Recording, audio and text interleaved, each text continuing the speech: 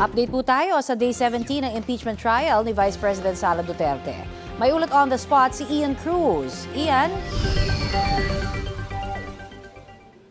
Yes, Connie, sa mga sandaling ito ay naka-lunch break na ang impeachment court at inaasahang magkakaroon na ng cross-examination ang defense team ni Vice President Sara Duterte doon nga sa hostile witness ng prosecution na si Gina Acosta pag-resume ng trial bandang 12:30 ngayong hapon. Sa trial naman kanina o doon sa direct examination ay inusisa ni private prosecutor Virgil Ligutan ang testigo na si Gina Acosta patungkol sa pagpapahanda nito ng apat na traveling bag para nga sa pag-withdraw ng 125 million pesos na confidential funds noong 2022. Sagot ni Gina Acosta, isinangguni niya ito kay VP Sara Duterte at VP SPJ head na si Colonel Dante Lachica. Nang tanongin kung bakit alam ni Acosta nakakasya sa apat na traveling bags ang pera, sabi niya ay estimate lamang daw niya ito. Pinaalala naman ni Ligutan na dati ring SDO ng Davao City si Acosta. Patungkol sa detalye ng pagiging SDO ng Davao City,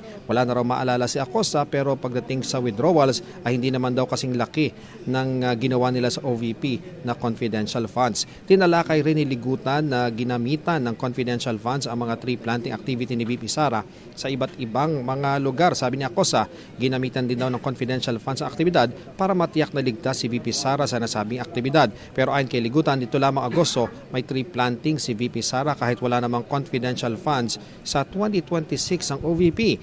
Tinanong din ni Ligutan si Acosta kung patungkol sa patunay na may pinirmahan si Colonel Dante Lachica ng BPSPG nang i-turn over sa kanya ang 125 million pesos noong 2022 at ang kabuang 375 million pesos naman noong 2023. Ani Acosta may pinirmahang acknowledgement receipt kapag nagbibigay siya ng pondo kay Lachica. Binabawi raw ito kapag nakapagbigay na ng patunay kung paano naman nagamit ang confidential funds. Ani Ligutan, tila ganito na ang modus operandi o method noong SDO pa lamang si Acosta sa Davao City, bagay na inobjekan ng depensa. Samantala, kung tinanong natin sa ambush interview si Escudero kung may desisyon na ba ang Senate Impeachment Court sa pagpapalit ng oras ng trial na mula sa kasalukuyang umaga ay babalik ito sa hapon hanggang gabi. Sabi ni Escudero, wala pang pinal na desisyon ukol dito at kung gagawin man nila ito, kailangan madesisyon na ito sa Miyerkules. So yan muna ang huling kaganapan